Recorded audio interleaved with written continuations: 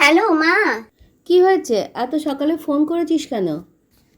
আজ আমি বিট ভর্তা বানাচ্ছি, কিন্তু রেসিপিটা না ঠিকঠাক মনে করতে পারছি না। তুমি একটু বলে দাও না গো মাম্মাম। আচ্ছা ঠিক আছে, মাম করে আর পটাতে হবে না। শোন, বিটগুলোকে ভালো করে ধুয়ে খোসা ছাড়িয়ে ছোট ছোট টুকরো করে কেটে নিবি। হ্যাঁ মা, সেটা তো আমি জানি, তোমাকে দেখেছি আমি খোসা ছাড়িয়ে ছোট ছোট টুকরো করে কেটে নিচ্ছি। আচ্ছা, কাটা হয়ে গেলে আমাকে বলিস, আমি ফোনটা ধরে থাকছি। সব কাটা হয়ে গিয়েছে, এবার বলো। কড়াইটা একটু গরম হয়ে গেলে ওর মধ্যে 1 চামচ তেল দিয়ে দে। তেল গরম হয়ে গেলে 1/2 চামচ কালো জিরে আর একটু শুকনো লঙ্কা ভেঙে দিবি। শুকনো লঙ্কা কিন্তু বেশি দিবি না, বেশি শুকনো লঙ্কা খেলে তোর পেট ব্যথা করে না? হ্যাঁ মা, আমি করে নিয়েছি, এবার এর মধ্যে বিটের টুকরোগুলোকে দিয়ে দেবো। বাহ, তুই তো বেশ ভালোই জানিস। আমার রান্না করতে গিয়ে আমার একটু একটু মনে পড়ে যাচ্ছে। এবার এর মধ্যে কয়েক কোয়া রসুন, স্বাদ মতো লবণ দিয়ে দেবো, তাই না? হ্যাঁ, হলুদ গুঁড়ো আর একটু কাঁচা লঙ্কাও দিস। হ্যাঁ মা, দিয়েছি। সব দিয়ে নাড়াচাড়া করে ভালো করে মিশিয়ে ঢাকা দিয়ে দে। আচ্ছা মা, ঠিক আছে, তাই করেছি। হ্যাঁ শোন, বিট কিন্তু খুব উপকারী সবজি, বেশি রান্নাও করবি না আর এক্সট্রা জল দিয়ে সেদ্ধও করবি না। এর মধ্যে থেকে যে জল বেরোবে সেই জলেই বিট সেদ্ধ হয়ে যাবে। তাই নাকি মা? আমি ঢাকনাটা খুলে দেখে নিচ্ছি, দাঁড়াও দাঁড়াও। এই তো জল বেরোতে শুরু করেছে, দেখি। হ্যাঁ হ্যাঁ হ্যাঁ, জল বেরিয়েছে মা। এই জলে সেদ্ধ হয়ে যাবে তো? এই জলে পুরোপুরি সেদ্ধ হবে না, এই জলে রান্না হবে। দেখবি বিট শক্তই থাকবে, বিট বেশি নরম করে সেদ্ধ কিন্তু করা যায় না। শুধু বিটের কাঁচা গন্ধ ছাড়িয়ে নিবি, আমি সব বলে দেবো, তুই করতে থাক, নাড়াচাড়া করে একটু ঢাকা দিয়ে দিবি।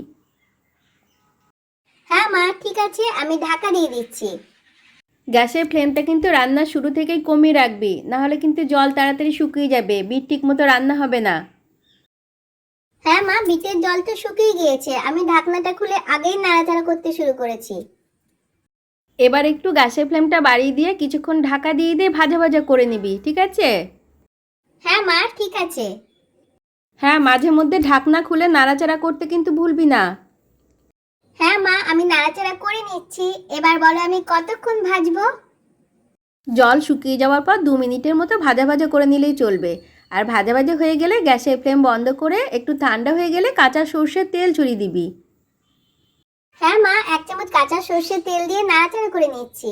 তারপর কি করবো আমাকে বলো। বিটগুলোকে কি অন্য একটা পাত্রে ঢেলে দেবো? না রে, ঢালার প্রয়োজন নেই, একদম ডাইরেক্ট মিক্সার জারে তুলে নে। হ্যাঁ মা, আমি তুলে নিচ্ছি। এবার বলো, এর মধ্যে কি একটু মিষ্টি দিতে হবে? না রে, বিট এমনিতেই মিষ্টি হয়, শুধু এর মধ্যে খুব ছোট সাইজের 1 কোয়া কাঁচা রসুন দিয়ে দিবি। ঠিক আছে মা, আমার রসুন কোয়া ছাড়ানোই আছে, দিয়ে দিচ্ছি। বেশি বড় সাইজের রসুন কোয়া দিস না কিন্তু। বিট ভর্তা 2, 3, 4টে যতটাই করবি না কেন, ওই 1 কোয়া কাঁচা রসুনই দিবি, বেশি দিলে কিন্তু খুব একটা ভালো লাগে না। হ্যাঁ মা, আমি বেটে নিয়েছি, এবার অন্য একটা পাত্রে তুলে নিচ্ছি। হ্যাঁ ঠিক আছে, বাকিগুলোকেও কিন্তু একই রকমভাবে বেটে নিবি। হ্যাঁ মা, আমি করে নিচ্ছি। আচ্ছা ঠিক আছে, করা হয়ে গেলে কিন্তু বলিস, তারপরে একটা কাজ আছে। কি কাজ মা? সব বিটগুলো বাটা হয়ে গেলে আগের বিট বাটাটাকে এর মধ্যে দিয়ে একটু ঘুরিয়ে নে, তাহলে কাঁচা রসুনটা সব বিট ভর্তার মধ্যে মিশে যাবে। ঠিক আছে মা, আমি করে নিয়েছি, তুমি বলে দিলে আমার একটু সাহস হয়। এবার পুরোটা অন্য একটা পাত্রে ঢেলে নে। হ্যাঁ মা, ঢেলে নিচ্ছি, একদম তোমার রান্নার মতো গন্ধ উঠছে। এবার একটু খেয়ে আমাকে বল খেতে কেমন হয়েছে।